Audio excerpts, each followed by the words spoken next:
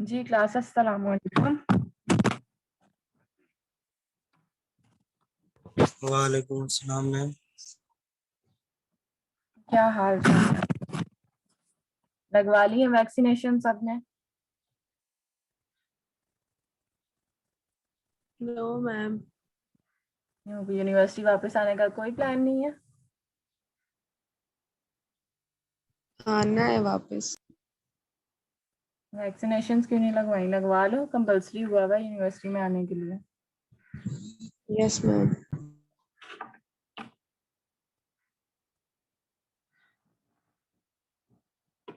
अच्छा स्टार्ट करें। अच्छा आज हम लोगों ने जिस तरह मैंने आपको बताया था, थर्ड मेन रीजन है हमारे पास। एक तो नी सबसे बड़ा था और दूसरा wrist and third one is the shoulder joint. Shoulder joint भी नी की तरह बहुत थोड़ा सा कॉमन है। ठीक है, इसकी पैथोलॉजीज भी बहुत ज्यादा कॉमन है और पेशेंट प्रेजेंट करता है इन कंप्लेंट्स के साथ, जिसका शोल्डर स्कैन किया जाता है। तो ज्यादातर हम लोग जो ये तीन रीजन है ना, इनका तो मस्कुलोस्केलेटल अल्ट्रासाउंड हो रहा है। बाकी जो है ना उनके लिए तो हम डिटेल्ड इमेजिंग करते हैं। तो इसकी कुछ कंप्लेंट जिस तरह की होती हैं कि हम लोगों को डायनामिक इमेजिंग रिक्वायर्ड होती है। ठीक है, ड्यूरिंग मूवमेंट हम लोगों को स्कैन करना होता है। जिस तरह पेशेंट कंप्लेन करता है, उसको नी की मूवमेंट बहुत ज्यादा होती है, उसको चलते हुए, उसको क्लाइंबिंग करते हुए, उसको बैठते हुए उसको नी के ज्यादा प्रॉब्लम्स होती हैं। इसी तरह शोल्डर भी हमारा जो है बड़ा जॉइंट है, ज्यादा इसमें मूवमेंट्स होती हैं। ठीक है, इसीलिए इसकी भी कंप्लेंट्स ज्यादा उसी तरह होंगी। तो पेशेंट को हम लोग डायनामिक इमेजिंग जहाँ पे रिक्वायर्ड है, हमें ड्यूरिंग मूवमेंट हमें पेशेंट कंप्लेन करता है कि मैं जो हूँ, शोल्डर की ज्यादातर कंप्लेन इसी तरह होती है कि मैं अपना आर्म जो है ज्यादा ऊपर तक नहीं उठा सकता। मैं जो हूँ जब भी कंघी करने लगता हूँ या ब्रश करने लगता हूँ तो क्या होता है कि मेरा जो है ना आर्म जो है उसमें बहुत ज्यादा पेन होती है, एबडक्ट नहीं कर पाता मैं। ठीक है, उसके अलावा फ्लक्स नहीं कर पाता मैं। ठीक है, तो ये सारी कंप्लेंट्स जो है वो डायनामिक इमेजिंग में आती हैं, ताकि हम लोग जो है ड्यूरिंग स्कैन जो है उसकी मूवमेंट करवाते हुए हम उन मसल्स को that are involve in that motion, तो वो हम लोग उनको विजुलाइज कर सकें। ठीक है, तो उसके अंदर जो है सबसे पहले जिस तरह मैंने हर रीजन को जो है डिवाइड किया हुआ है, first lecture will be of the anatomy. ठीक है, second will be of the pathologies and third one जो है वो अल्ट्रासाउंड टेक्निक है कि हम लोग प्रोब और पेशेंट पोजीशनिंग वगैरह किस तरह करेंगे उसके अंदर। ठीक है, तो आज हमारा फर्स्ट लेक्चर है थर्ड रीजन का, मेजर रीजन है हमारे पास। इसके बाद जो है हमारा मेजर तीन रीजन खत्म हो जाएंगे, तीन, और उसके बाद एक दो छोटे छोटे से लेक्चर्स हैं जो हम लोग पढ़ेंगे। ठीक है, एंकल हो गया, कार्पल टनल हो गया, इस तरह के छोटे छोटे से जो है ना लेक्चर्स 4-5 और हो जाएंगे, तो उससे हमारा जो सिलेबस है वो कंप्लीट हो जाएगा। मस्कुलोस्केलेटल का थोड़ा सही सिलेबस है। ठीक है, तो फिर हम लोग कोशिश करेंगे लेक्चर्स जब हमारे कंप्लीट हो जाएगा तो थोड़ा सा टाइम हम लोग प्रैक्टिकल को भी दें। ठीक है, मैं कोशिश करती हूँ कि ना आप लोगों की क्लास बीच में रखवाऊँ, लेकिन मेरा ख्याल है आप लोगों के लेक्चर्स जल्दी खत्म हो जाएंगे आफ्टर मिड्स, तो फिर उसके बाद हम लोग ना थोड़ा सा टाइम प्रैक्टिकल को देंगे। तो आप लोग के कुछ क्लास के बच्चे मुझे कह रहे थे कि मैं एससीपी में भी अल्ट्रासाउंड रखवाएं और ये वो, तो उसकी मैंने आप लोगों को यही बात की है कि ना उसकी टेंशन ना लो। तो मस्कुलोस्केलेटल या वैसे अल्ट्रासाउंड की टेक्निक्स के लिए मैंने प्रैक्टिकल वैसे भी सोचा हुआ था इस सेमेस्टर में, तो वो एससीपी से हटके ही होगा। ठीक है, तो एससीपी में जो भी आपको जो भी बंदा पढ़ाए वो तो उससे रिलेटेड ही पढ़ाएगा, लेकिन अल्ट्रासाउंड जो है उसका प्रैक्टिकल सेपरेट होगा। ठीक है, अच्छा स्टार्ट करते हैं हम लोग।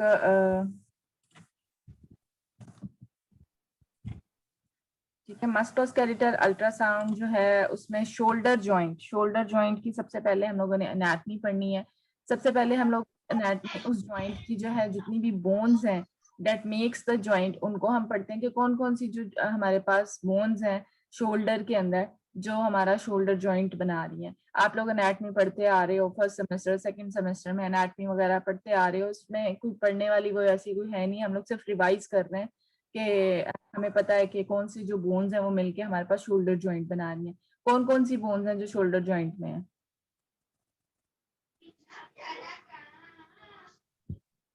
बताओ कोई।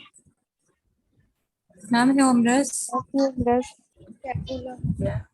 स्कैपुला, ठीक है, और इंटीरियरली कौन सी बोन है?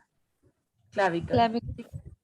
तो ये मेन बोन जो है ना पीछे हमारे पास आ गया स्कैपुला, दो स्कैपुलास हमारे पास होते हैं, right and left. Then interiorly clavicle bones होती हैं। बेटा किसका माइक ऑन है? शोर ज्यादा हो रहा है, अपना माइक बंद कर लो। ठीक है, हमारे पास क्लेविकल्स होती हैं दोनों साइड्स पे, ठीक है, ट्रांसवर्सली पड़ी होती हैं और वो अटैच होती हैं सेंटर में हमारे स्टर्नम के साथ। आपको ही बुला रही है बेटा किसका माइक ऑन है? मम्मा, तू की काम कर रही है? मम्मा अल्लाह का वास्ता मान ली।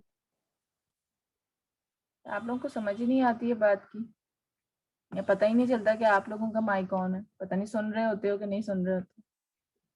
अच्छा, क्या बात करी थी? हाँ, जो हमारे पास बोन्स हैं उसकी मैं बात कर रही थी कि एंटीरियरली हमारे पास दो क्लेविकल्स हैं that are attached centrally with the sternum, ठीक है, and posteriorly we have scapula, और पोस्टीरियरली हमारे पास स्कैपुला के दरमियान में स्पेस नहीं होती, ठीक है, उसके दरमियान दोनों जो क्या कह सकते हैं स्कैपुला उसके दरमियान आगे से तो एंटीरियरली ये ज्वाइन करते हैं स्टर्नम के साथ।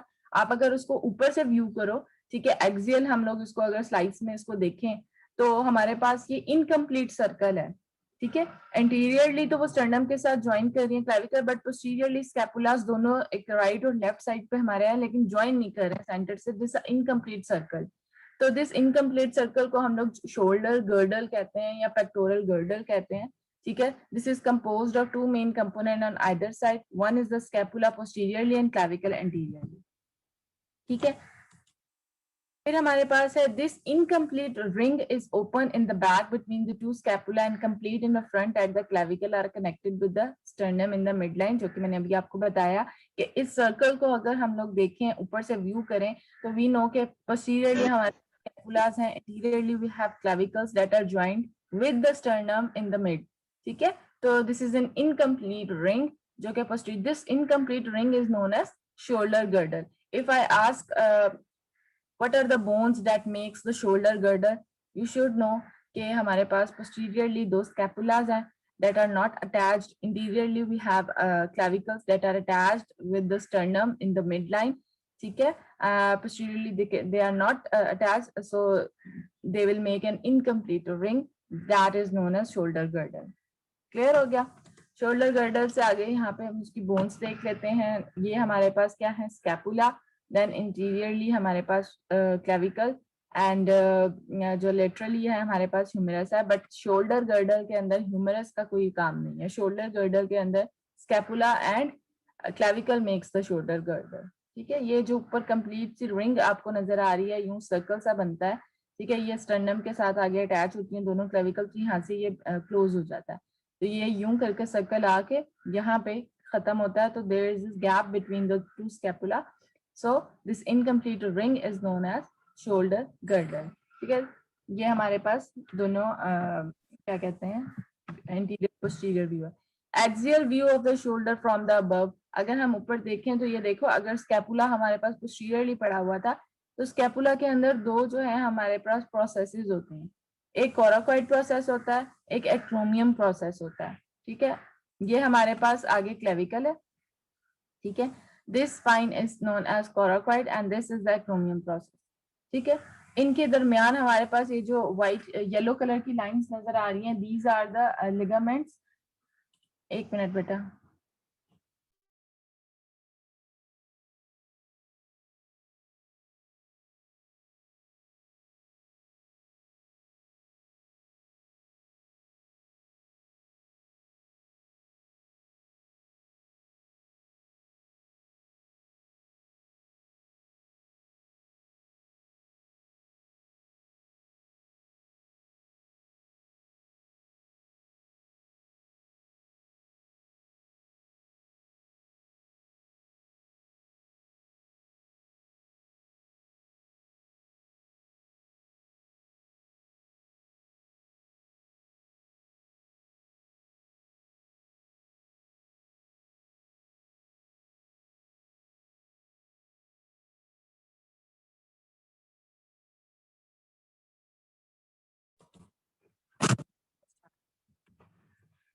so we were talking about the bones that makes the shoulder girder. Interiorly, posteriorly and laterally we have a humerus that not communicate contribute to the shoulder girder, ठीक है।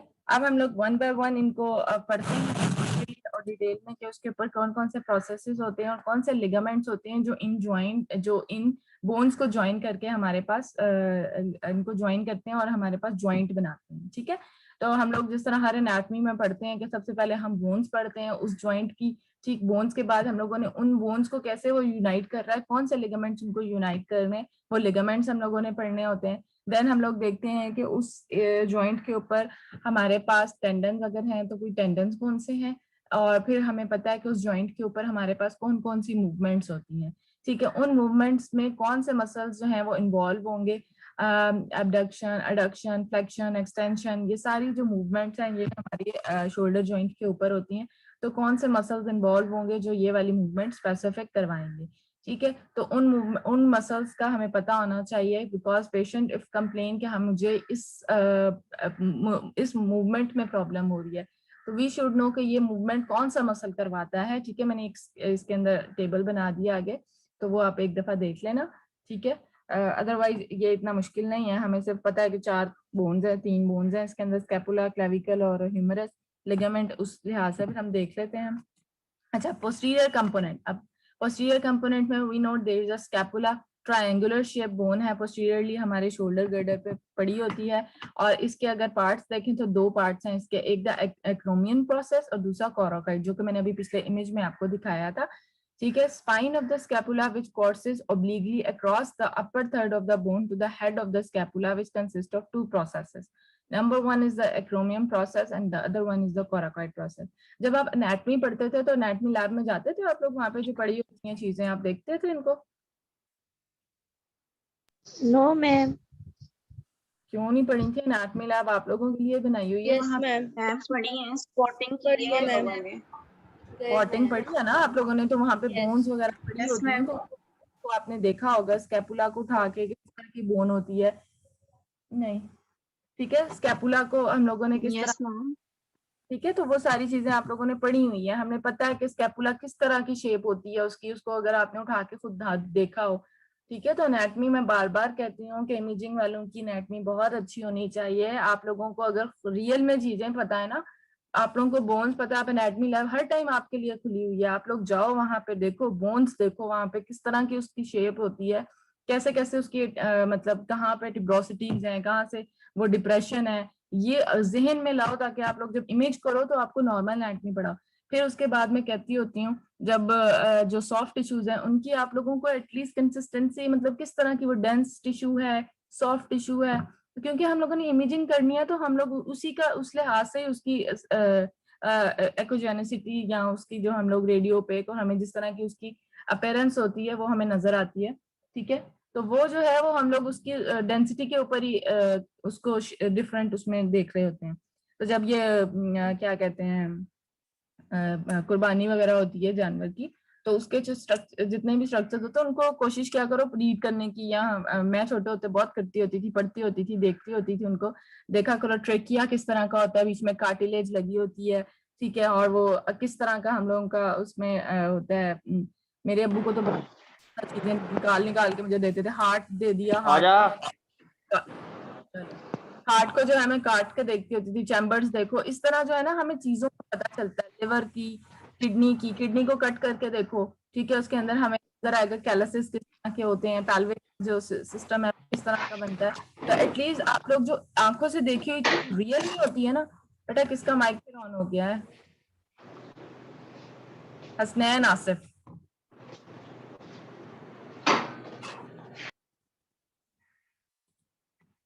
ठीक है। तो जो है जो चीज रियल में देखी होती है ना, वो जब हम इमेज करते हैं ना तो हमें पता होगा कि ये यार इसकी इमेज, क्योंकि इमेज में काफी टाइम जो है हमें कुछ चीजें क्लियर नहीं नजर आ रही होती, जब रियल में हमें पता है ना तो हम लोग उसका व्यू बेहतर बना सकते हैं, ठीक है।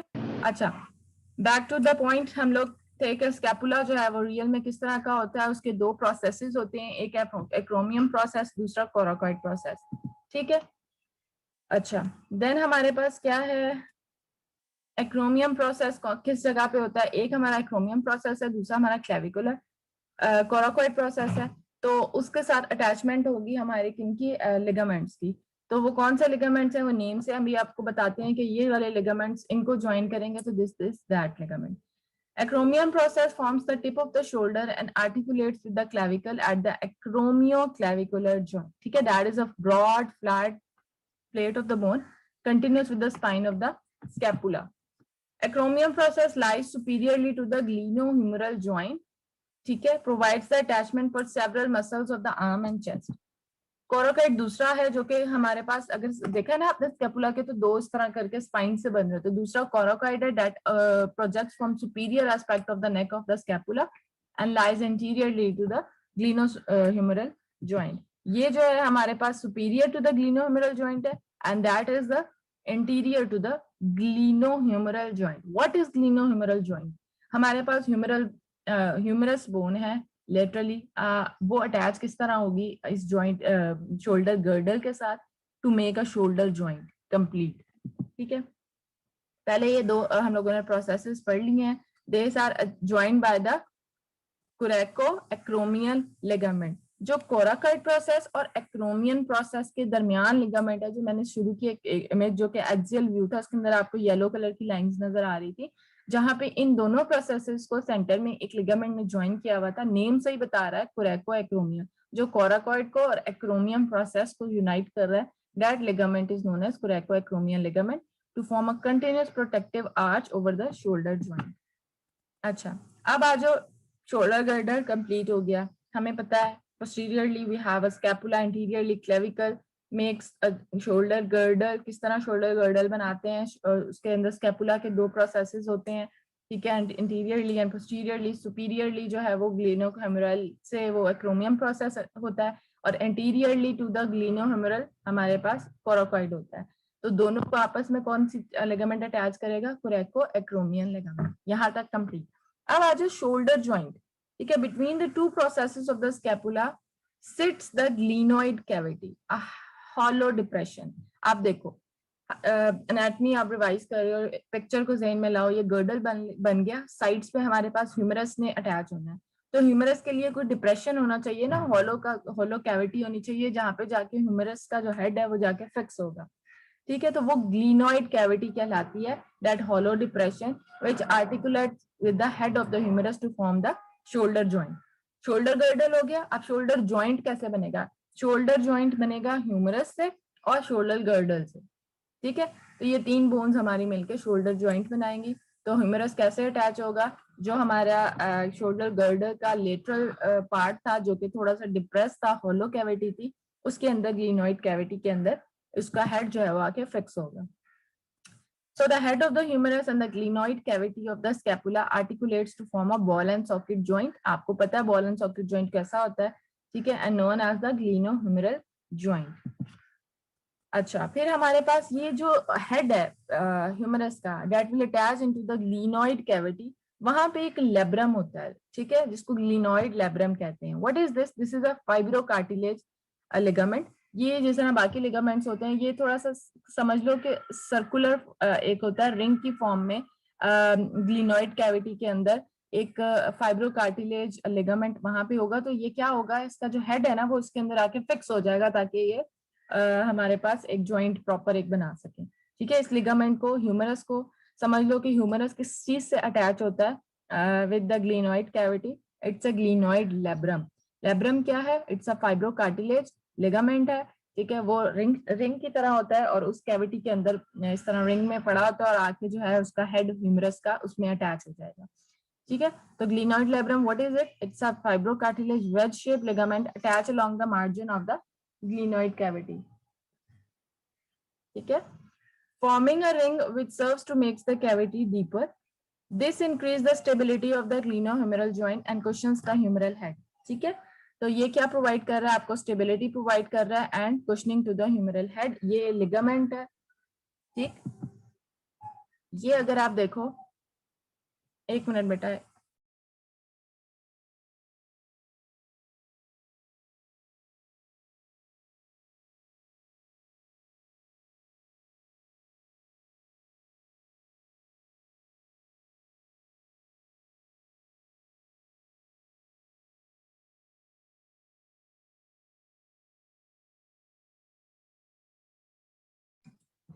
ठीक है. तो इस इमेज को देखो, तो ये हमारे पास ग्लीनोइड लेब्रम, यहाँ पे ये जो आप देख रहे हो ना, ह्यूमरल हेड ने इधर आके ग्लीनोइड कैविटी के अंदर आके फिक्स होना है. So this depression is the glenoid cavity, ठीक है। इसके अंदर ये जो व्हाइट कलर का है ना, ये एक लिगामेंट टाइप होता है, ये रिंग की तरह इस साइडों पे सर्कुलर जो है यहाँ पे पड़ा होता है, फाइब्रोकार्टिलेज इसका वो मटेरियल है।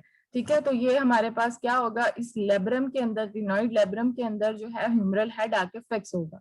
ठीक है, तो आपको समझ आ रही है एनाटॉमी किस तरह बोन्स अटैच हो रही हैं इसके साथ। Then we have the shoulder joint is capable of great variety of the movement. जो मैंने अभी बताया था, जिस तरह हिप जॉइंट या नी के ऊपर हमारे पास बहुत सी मूवमेंट्स होती हैं, इसी तरह शोल्डर में सबसे ज्यादा मूवमेंट होती है शोल्डर जॉइंट पे। A wide range of motion is accompanied by a great degree of the instability. The shoulder joint may be displaced or dislocate rather easily. इसी वजह से जो है इसकी डिसलोकेशन के या डिस्प्लेस होने के, इसकी बोन के ज्यादा चांस होते हैं। अगर कोई भी ट्रॉमा या कोई भी इंजरी हुई है तो शोल्डर निकल गया, अभी शोल्डर जॉइंट जो है वहां से डिस्प्लेस हो गया। ये हमारे पास पोस्टीरियर कंपोनेंट्स हमने स्कैपुला पढ़े थे और वो अटैच हो रहा था लेटरली हमारे पास किस तरह ह्यूमरस के साथ। इंटीरियरली हमारे पास कौन सी बोन है, we all know interiorly we have a clavicle that attach to the sternum. ठीक है, और वो किस तरह की होती है, इट्स अ ट्रांसवर्सली प्लेस्ड हमारे पास दोनों साइड्स पे। और आपको पता है क्लेविकल जो है, अगर कोई एक्सीडेंट होता है तो क्लेविकल बोन की फ्रैक्चर होने के चांसेस सबसे ज्यादा होते हैं। ठीक है, ये बहुत जल्दी जो है ना फ्रैक्चर हो सकता है इसका। It's S shape cylinder shape. ठीक है, ये हमारे पास एस शेप ट्रांसवर्सली प्लेस्ड होती है दोनों साइड्स पे, anteriorly course almost horizontally across either side of the chest from base to the neck of the shoulder joint. Clavicle medially किस तरह, मेन्यूब्रम जो स्टर्नम का अपर पार्ट होता है, मेन्यूब्रम उसके साथ अटैच होगा। और laterally each clavicular articulates with the acromium process, जो कि अभी हमने पढ़ा था, of the scapula to form the acromioclavicular joint. Okay, interiorly अब हमने देख ली कौन सी बोन है, ट्रांसवर्सली पड़ी हुई है, एस शेप होती है, ट्रांसवर्सली हमारे हॉरिजॉन्टली दोनों साइड्स पे अटैच होगी सेंटर से मेन्यूब्रम ऑफ द स्टर्नम, जो कि मेन्यूब्रम स्टर्नम का अपर पार्ट होता है, वहां पे दोनों साइड्स पे अटैच होगी। और जो लेटरली है वो किसके साथ, एक्रोमियम प्रोसेस स्कैपुला के उसके साथ अटैच होगी। ठीक है, so the clavicle serve as a brace for the shoulder joint, providing some stability for the scapula which would otherwise move freely.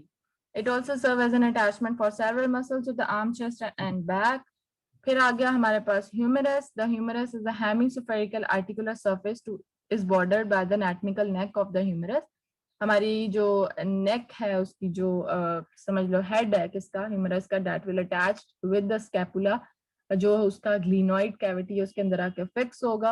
और फिक्स किससे होगा, ग्लिनोइड लेब्रम के थ्रू। Is covered by hyaline cartilage. Greater tuberosity lies lateral to the anatomical neck. It has 3 facets.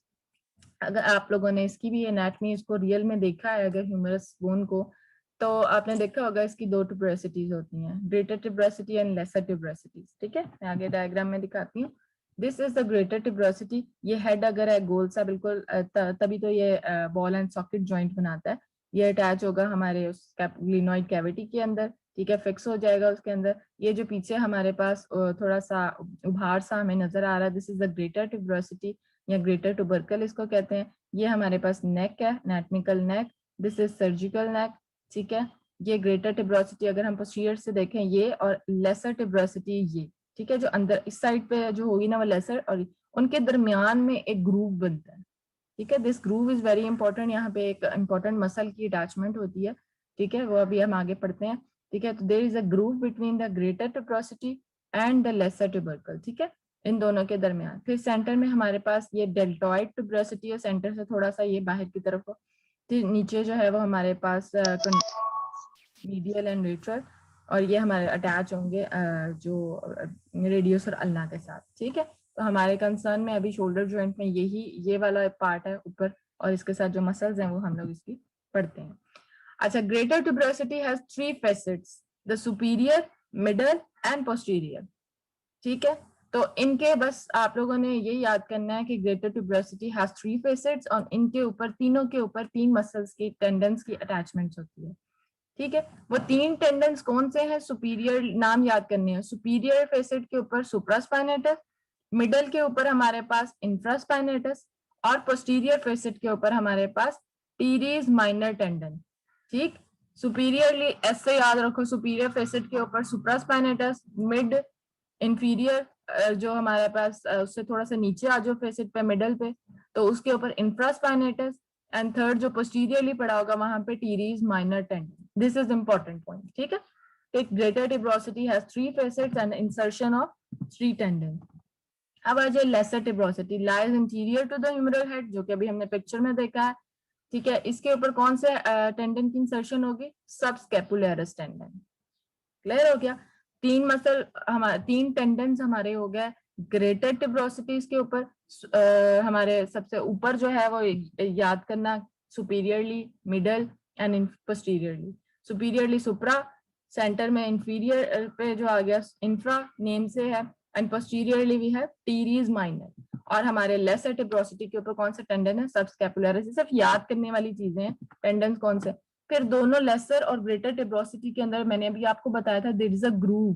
ठीक है. वो depression से groove होता है वहां. उसकी इंपॉर्टेंस क्या थी कि वहां पे long head of bicep tendon की अटैचमेंट होती है.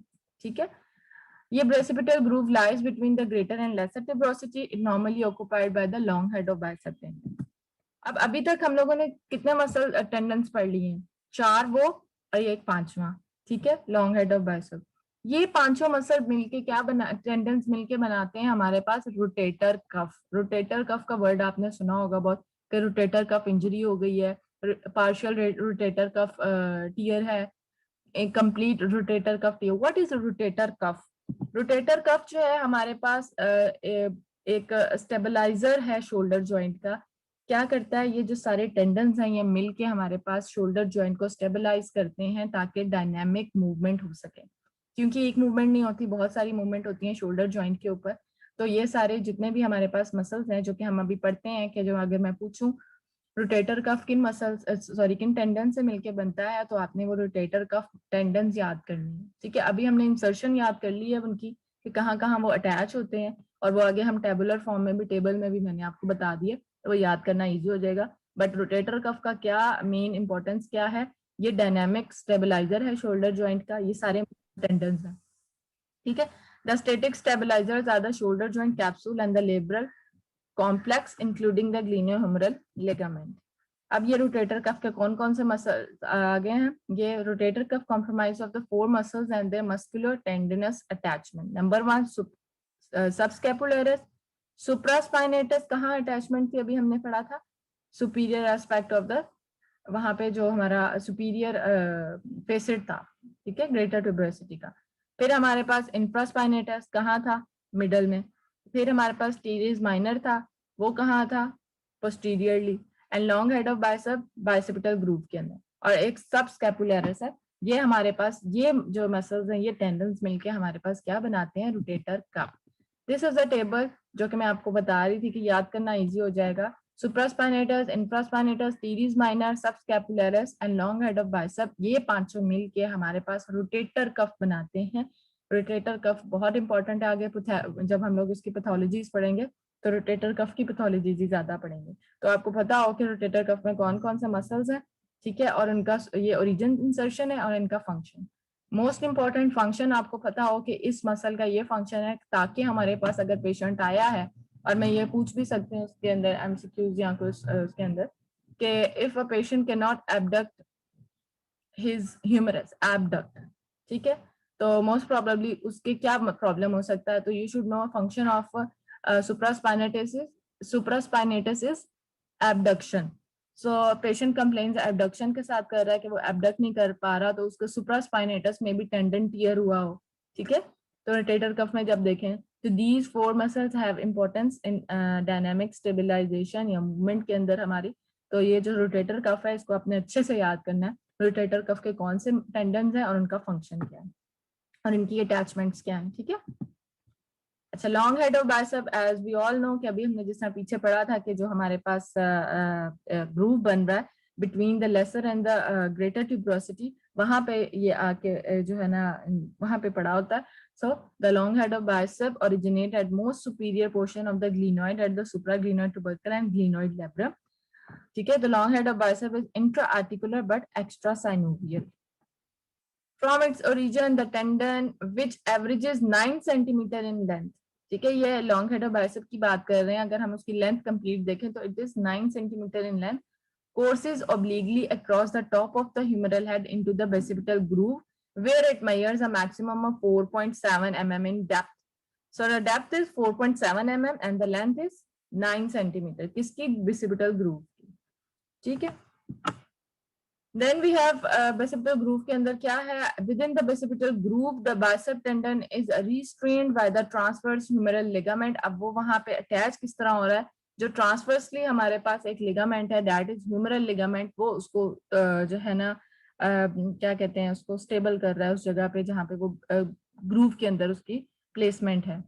Grooves which are less than 3 mm are considered shallow with high risk of long head of bicep dislocation or the subluxation. This is important point, ये भी एक MCQ point है कि अगर उस ग्रूव की जो डेप्थ है, ठीक है, वो जितना कम हॉलो होगा उसमें उसके जो हमारे पास लॉन्ग हेड ऑफ बाइसेप जो है उसकी डिसलोकेट होने के चांसेस ज्यादा है, ठीक है।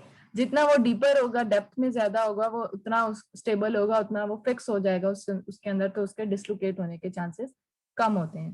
क्लियर हो गया? तो अगर 3 mm से कम है उसकी डेप्थ, उसकी शैलोनेस, ठीक है, तो डिसलोकेशन के चांसेस ज्यादा हैं। फिर हमारे पास the lesser tuberosity forms the medial aspect of the basipital groove, forms the lower side wall of the groove, resulting in a higher incidence of medial subluxation of the long head of bicep than the lateral.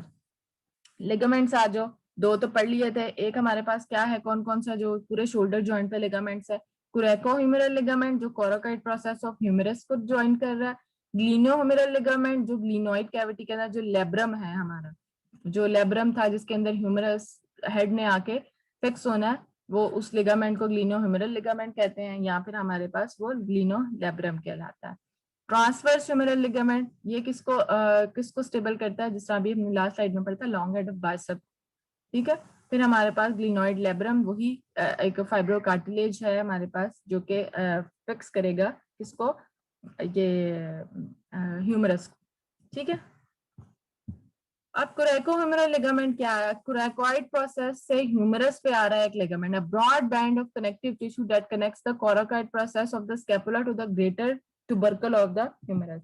Bones पढ़ ली है, अब उन bones को attach हमारे ligaments. अब name से हमारे लिगामेंट से बस नेम पढ़ते जाओ, नेम से बता रहा है कि दो बोन्स को किसको वो ज्वाइंट लिगामेंट याद कर रहा है। लिगामेंट चारों के नाम याद कर लो, रोटेटर का मसल्स के नाम याद कर लो, बोन्स कौन सी हैं वो याद कर लो, शोल्डर गर्डल किस तरह बना रहा है बोन्स के अंदर वो याद करो, ठीक है। और फिर नेम से लिगामेंट किए हैं कि ये किसको किसके साथ बना। ग्लिनोइड जो फोसा है उसको ह्यूमरस के साथ जो फाइब्रस बैंड है, ठीक है, वो ज्वाइंट अगर कर रहा है तो दिस इज ग्लिनोह्यूमेरल ज्वाइंट, ठीक। फिर transverse humeral ligament, a narrow sheet of connective tissue running between the greater and lesser tubercle, ठीक है। ये लॉन्ग हेड ऑफ बाइसेप जो है ना उसको क्या कहते हैं, उसको स्टेबल कर रहा है, ठीक है। तो ये हमारे पास खत्म हो गए उसके लिगामेंट्स। अब आगे बरसास, जिस तरह हम लोगों ने पहले पढ़े थे नी के अंदर भी वी हैव सम बरसास, ठीक है। उनका क्या काम होता है? वो एक कुशनिंग इफेक्ट देते हैं। They are adequate fluid fill structures, ठीक है, present beneath some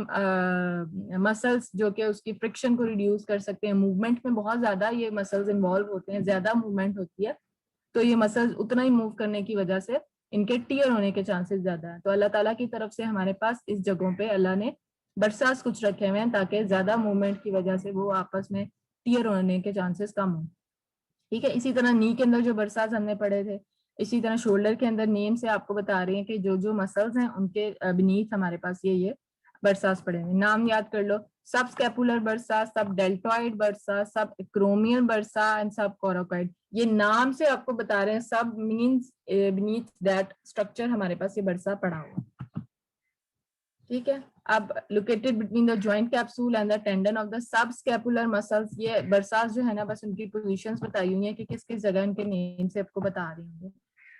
Subscapular bursa usually continues with the synovial capsule. This bursa is important, जो हमारा synovial joint बनाता है, पूरा shoulder joint synovial joint है ना, तो synovial capsule के अंदर synovial joint के अंदर क्या होता है? synovial fluid होता है। तो subscapular bursa वाहिद बरसा है जो कंटिन्यूस करता है साइनोवियल कैप्सूल के साथ। उसका जो फ्लूइड है वो एक इस तरह जिस तरह उसके साथ अटैच होता है ना शोल्डर जो क्या कह सकते हैं साइनोवियल जो हमारे पास फ्लूइड है उसका और सबस्कैपुलर बर्सा का कम्युनिकेशन है बिटवीन, ठीक है। Other bursa do not communicate with the joint cavity but may communicate with each other. ये पॉइंट क्लियर हो गया। सिर्फ वाहिद सबस्कैपुलर बर्सा है जो कि साइनोवियल कैप्सूल के साथ कम्युनिकेट करेगा, ठीक है, वो भी फ्लूइड है। तो इस साइनोवियल कैविटी के अंदर हमारे पास साइनोवियल जो है फ्लूइड होता है, तो वो बर्सा आपस में दोनों कम्युनिकेट करेंगे। कौन सा बर्सा कम्युनिकेट करता है साइनोवियल कैप्सूल के साथ? सबस्कैपुलर, ठीक है। And other bursa do not communicate but they may communicate with each other. ये हमारे पास मूवमेंट है शोल्डर जॉइंट की, abduction, adduction, flexion, internal rotation, external rotation, circumduction, ठीक है। कंबाइन जो पूरी मूवमेंट इस तरह करके अगर रोटेट करो तो ये सारी मूवमेंट हमारी शोल्डर की है। देन हमारे पास एक सबसे बड़ा सा एक मसल पोस्टीरियरली पड़ा होता है, that is the latissimus dorsi muscle, triangular muscle है, ठीक है। It connects the humerus, allows the extension and adduction of the upper arm. बस ये हमें इतना याद होना चाहिए कि क्योंकि ये ह्यूमरस के साथ अटैच है तो इसका भी एक रोल है, ह्यूमरस को एडक्शन एक्सटेंशन में इसका ये रोल प्ले करता है। So these are the muscle posteriorly हमारे पास पड़े हुए हैं। ये डेल्टॉइड हो गया, ये है हमारे पास लेटिस्मस डॉर्साई जो कि अटैच हो रहा है ह्यूमरस के साथ और उसकी एक्सटेंशन और एडक्शन करवा रहा है, ठीक है। ये बड़ा सा मसल जो पीछे पड़ा हुआ है। बाकी मसल्स जो है रोटेटर कफ के हैं जो कि इसमें इन्वॉल्व हो रहे हैं। एबडक्टर्स कौन से हैं? Supraspinatus, deltoid muscle. Deltoid muscle का काम क्या है? Covers the shoulder joint, mostly ज्यादातर इंजेक्शन इसी में लग रहे होते हैं। Connecting the clavicle and scapula to the lateral side of the humerus. Adduct कौन से करवा रहे हैं? ठीक है, ये 3-4 मसल्स हैं जिनका रोल है हमारे इसके अंदर। तो we have completed the anatomy of the shoulder, ठीक है। तो इसके अंदर थोड़ी सी रिवीजन कर लेते हैं। बोन्स पड़ी हैं, बोन्स किस तरह यूनाइट करेंगे? How many bones we have? There is a scapula, clavicle and humerus, ठीक है। which bones makes the shoulder girdle and how, ठीक है, वो आपने बताना है। देन हमारे पास शोल्डर जॉइंट किससे बनेगा? शोल्डर जॉइंट ह्यूमरस भी बीच में अटैच होगा, शोल्डर गर्डल के अंदर ह्यूमरस अटैच नहीं होगा, ठीक है। देन कौन सी जो लिगामेंट्स हैं दैट विल अटैच एंड जो इनको यूनाइट करेगा और मेक्स द शोल्डर जॉइंट, वो ligaments. Then we have rotator cuff muscles, उनका इंपॉर्टेंट रोल है वो पैथोलॉजी के अंदर, ठीक है। वो आपने चारों पांचों याद कर लेने हैं। ह्यूमरस की जो रीजन है जहाँ पे lesser tuberosity, greater tuberosity, there is a groove between lesser and greater, तो इसके अंदर कौन कौन से मसल्स या टेंडेंस की अटैचमेंट है। ये सिर्फ बस हमने एनाटॉमी में 4-5 चीजें पढ़ी हैं, तो पैथोलॉजी भी इससे रिलेटेड होगी। देन वी हैव बर्सास, वो हम नेम से 4-5 बताए थे। सिर्फ एक वाहिद वर्सा है that will communicate with the synovial cavity, वो कौन सी है? वो हमारे पास सबस्कैपुलरिस है, ठीक है। तो दैट्स इट, ठीक है। Any question?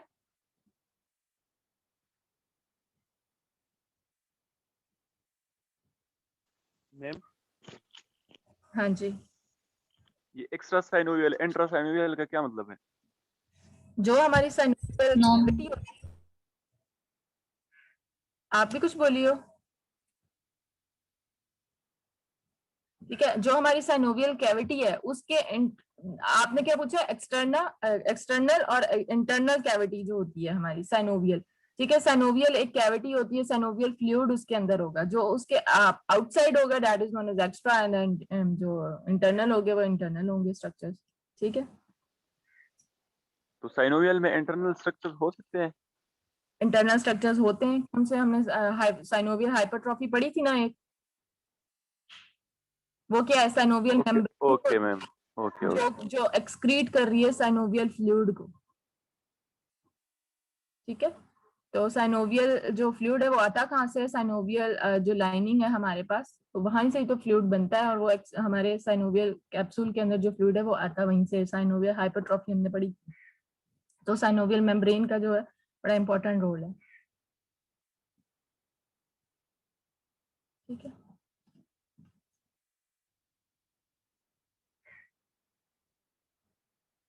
लेकिन अभी जिस तरह हमने सबस्कैपुलरिस पढ़ा है, एक बर्सा है that is communicating with the synovial जो कैविटी है, ठीक है। उसका एक समझ लो कि इंटरनल ही कम्युनिकेशन है ना, वो उसका फ्लूइड और इसका फ्लूइड ड्रेन आपस में कर रहे होते हैं, दोनों कम्युनिकेट कर रहे हैं साइनोवियल फ्लूइड, ठीक है, वो इंटरनली अटैच। Okay ma'am. तो ये उससे भी हम लोग कह सकते हैं कि जो इंटरनली दोनों कैविटी के साथ अटैच होंगे और जिसका कम्युनिकेशन नहीं है उस साइनोवियल कैविटी के, इट इज आउटसाइड, एक्सटर्नल हो सकते हैं। ठीक है, जिसका इंटरनली कम्युनिकेशन है दैट इज इंटरनल स्ट्रक्चर्स। तो सबस्कैपुलरिस एक इंटरनल कम्युनिकेशन है साइनोवियल कैविटी के साथ। ठीक है, इसके अलावा ओके। ठीक है, अब आप लोगों की क्लासेस शुरू हो रही हैं। नेक्स्ट हम लोग जो है मैंने ईमेल अभी पढ़ी है, वो जो ऑड एंड इवन में आप लोगों को शायद डिवाइड किया हुआ है। जो फर्स्ट हमारी जो क्लास हुआ करेगी जो कि वेंसडे को होती है, उसमें ऑड वाले आएंगे पहले कि इवन वाले? ऑड वाले आएंगे, ठीक है। इवन वाले जो है वो सैटरडे को आएंगे। तो जिनके रोल नंबर, ये तो लास्ट टाइम आप लोगों को किस तरह चला होगा, लास्ट सेमेस्टर में मैं नहीं थी तो वो आप लोगों को तो ज्यादा आइडिया होगा किस तरह ये चला था। मेरे लिए फर्स्ट टाइम जी। मैम क्लास प्रॉपर कैंपस में नहीं है। सुना तो ये था कि ऑन कैंपस ही सारी क्लासेस होंगी, लेकिन अब फिर इन्होंने डिवाइड कर दिया है बच्चों को कि होंगी ऑन कैंपस ही, लेकिन आधे बच्चे जो हैं वो एक दफा आएंगे, आधे बच्चे एक दफा। हफ्ते में 2 क्लासेस होती हैं, तो एक क्लास में ऑड वाले आएंगे तो दूसरे जो क्लास होगी हफ्ते में उसमें इवन वाले आएंगे, इस तरह। तो जो जिसमें नहीं आएंगे वो ऑनलाइन कर देना। मैम जो ऑनलाइन है वो दोनों डेज में क्लासें होंगी। ऑनलाइन तो इसी तरह क्लास में, जिस तरह मैं आपको पढ़ा रही होती हूँ क्लास में जाके पढ़ाती हूँ ना, तो वो आप लोग सुन। अच्छा मैम, जो ऑनलाइन लेना चाहते हैं ऑनलाइन भी ले सकते हैं ना? अब जिनकी प्रॉब्लम, मेरा ख्याल है मैं पता कर लेती हूँ, लेकिन डिवाइड जिस तरह ऑर्डर इवन में किया हुआ सिर्फ उसी का होगा, जो अपनी मर्जी का तो नहीं मेरा ख्याल हो सकता। हाँ जी मैम, वो अटेंडेंस तो आप ऑनलाइन क्लास में भी लगाएंगी ना, तो फिर वो अटेंडेंस उनकी हो जाएगी। हाँ वो तो हो ही जाएगी, ये मसला ही होगा चले मुझे तो मैम, लग ये रहा है। प्लीज पता नहीं बताइएगा। आप लोगों ने पहले ये पढ़ा है, ये ऑनलाइन आधे ऑन कैंपस। सर पढ़ा नहीं मैम, ये थोड़ी पढ़ा देर ही हुआ है। चला था वो, लेकिन कैंसिल हो गया था। जी भाई, मैंने कहा जब अब यूनिवर्सिटी जब स्टार्ट हो गई है तो सारा कुछ ऑन कैंपस ही करना चाहिए, उनको सबको बुलाएं, वैक्सीनेशन लगवाओ और वापस आओ सारे। पता नहीं क्या है ये, आधे फिर सरदर्द ही है ये बिल्कुल, कि किस तरह हम लोग उनके असेसमेंट्स लें, किस तरह उनके अटेंडेंस लें। आधे बच्चे ऑन कैंपस हों, आधे बच्चे मर्जी से कह रहे होते हैं कि हमने लेना है ऑन कैंपस, आधे कह रहे होते हैं हमने ऑनलाइन लेना है। समझ से बाहर होता है, इतने इतने बच्चे हैं, 100+ एक क्लास में बच्चे हैं, सबको मैनेज किस तरह करें हम, और किस तरह जो हो ये हो। चलो अभी स्टार्ट तो करते हैं ना, जिस तरह उन्होंने इनकी पॉलिसी बनाई है। तो जो है फर्स्ट वीक में जो फर्स्ट क्लास हुआ करेगी उसमें ऑड वाले आ जाया करें, और जो सेकंड है उसमें इवन वाले आ जाया करें। तो अभी देखते हैं, एक हफ्ता स्टार्ट करते हैं किस तरह ये मैनेज होगा। प्रॉब्लम होगी तो ऑब्वियसली ये लोग कुछ करेंगे ही, लेकिन अभी स्टार्ट इसी तरह ही होगा।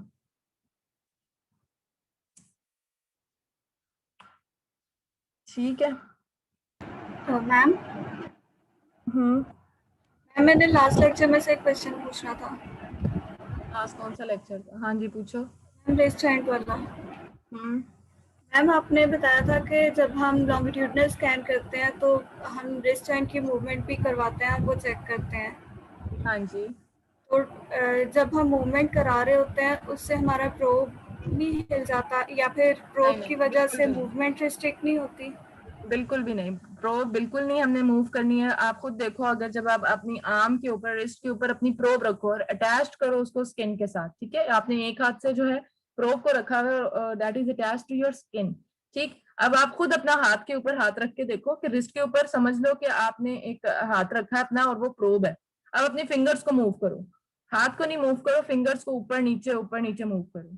ठीक है, तो वो अंदर जो उसकी मूवमेंट है वो डायनामिक इमेजिंग, वो आगे एक्सटेंशन फ्लेक्शन में वो मूव कर रहे होंगे टेंडेंस, लेकिन आपका हाथ नहीं मूव कर रहा, वो उसके ऊपर ही पड़ा हुआ है स्किन के ऊपर। तो दिस इज प्रोब। तो उस जगह पे जो है वो और प्रोब मूव करनी भी नहीं चाहिए, ठीक है, नॉर्मल जब हम इस तरह डायनामिक इमेजिंग करते हैं तो वो स्टेबल होता है, अपना हाथ उसके ऊपर रखना है। तो हम लोग देखेंगे इसको प्रैक्टिकली भी किस तरह ये आपको टेंडेंस मूव करते हुए इसमें फील हो रहे होंगे। फिंगर्स को ऊपर नीचे करो, ठीक है, और वो जो आपका हाथ है वो आपका प्रोब है जो ऊपर आपने रखा हुआ है, तो वो मूव नहीं करेगा।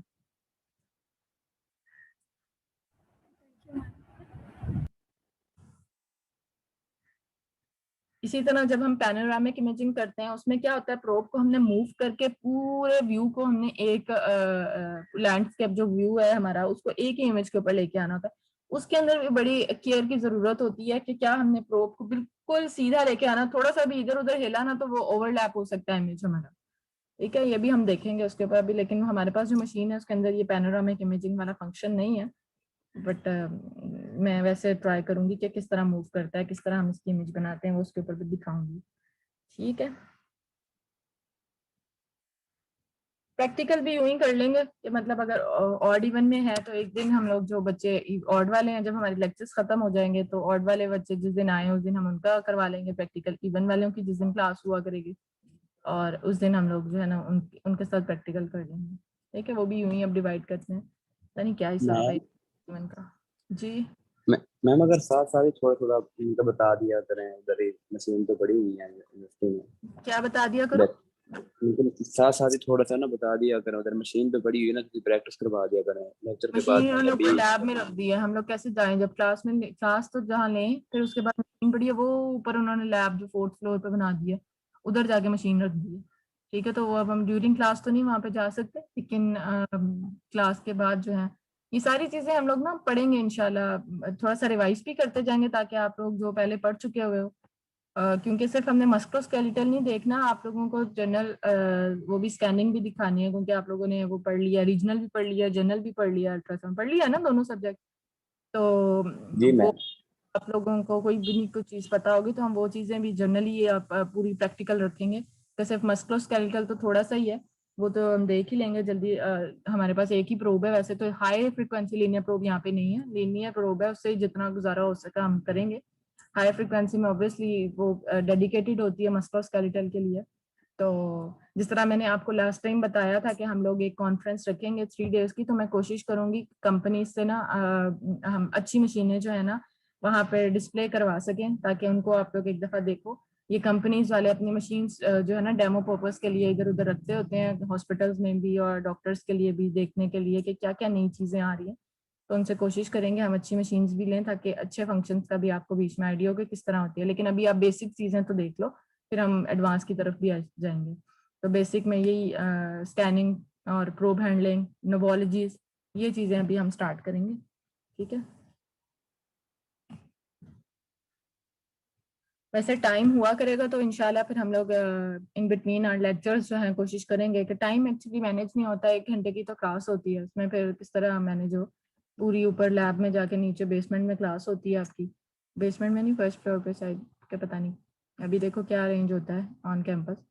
तो जहाँ पे भी क्लास हो, अगर हमारे पास ही मशीन होगी तो ऑब्वियसली हम साथ ही देखेंगे। और जिस दिन छोटा, आप तो बल्कि मैं कह रही हूँ छोटे ही लेक्चर्स हैं इसके बाद ना, तो कोशिश किया करेंगे कि जल्दी क्लास में फौरन, जितना 11 बजे स्टार्ट होती है क्लास, यहाँ 9:30 क्लास स्टार्ट होती है, एग्जैक्ट उतने बजे हम क्लास स्टार्ट कर दिया करें, सब आ जाया करो, ताकि हम कोशिश करें कि 20 मिनट तक जो है वो क्लास वाइंड अप कर लें, साथ ही हम जो आधा घंटा अगला वो प्रैक्टिकल में कर लें। अगले लेक्चर सारे छोटे हैं, सिर्फ ये एक शोल्डर ही है जो बड़ा एक रीजन है, जिसमें पैथोलॉजी और एक अल्ट्रासाउंड, 2 लेक्चर्स रह जाएंगे, तो हमारे बड़े रीजन सारे खत्म हो जाएंगे। फिर छोटे छोटे से हैं वो हम जो है ना जल्दी जल्दी कंप्लीट कर लिया करेंगे।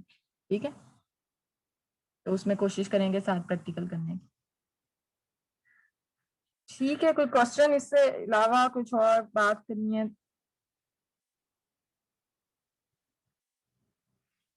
ठीक है, फिर इंशाल्लाह जो है हम नेक्स्ट लेक्चर में मिलेंगे फेस टू फेस। और मैम आपने लास्ट क्लास में पॉकेट बुक के बताया था, तो उनके ना कोई भी 2 अच्छी जो है उनके नाम बता दो प्लीज। क्या बताया था? Pocket book, pocket books. Pocket books मैंने कुछ बताई थी आपकी, रेडियोलॉजी से रिलेटेड एक चैपमैन है, ठीक है, वो प्रोसीजर की बुक है। मैं आपको ना देख के ना प्रॉपर उनके ऑथर्स के नाम और उनके साथ प्रॉपर जो भी इनका नाम है वो मैं ईमेल कर दूंगी। यहाँ पे क्लास में आते हो ना, तो मैं क्लास में किसी दिन ले भी आऊंगी।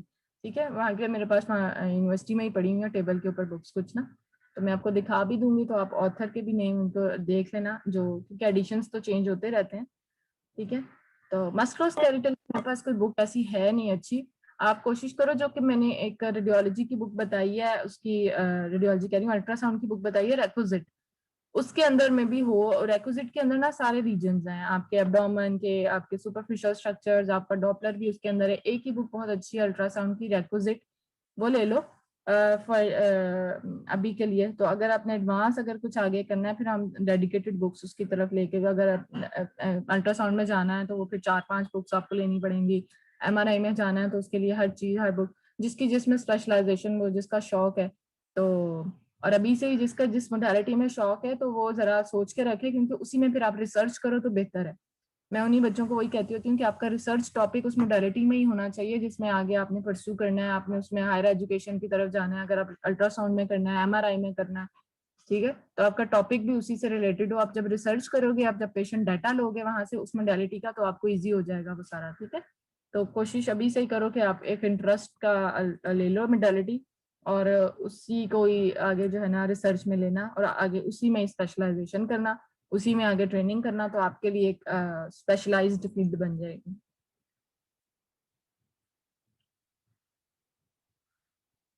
मुझे पता है बॉयज जो है ना बहुत कम ही अल्ट्रासाउंड की तरफ आते हैं। बॉयज को मैं कहती हूँ MRI या इसकी तरफ CT, एक्सरेज, फ्लोरो के प्रोसीजर्स, ठीक है, न्यूक्लियर मेडिसिन, ठीक है, ये सारे हाईली पेड वाले हैं। और उतने ही नो डाउट अल्ट्रासाउंड भी है, लेकिन जिसका जिसमें इंटरेस्ट है वो फिर उसमें अपनी मोडालिटी चूज करे, और उसमें फिर जो है ना अपना रिसर्च टॉपिक भी अभी से ही सोच के रखें कि मैंने इस टॉपिक करना है। ठीक है,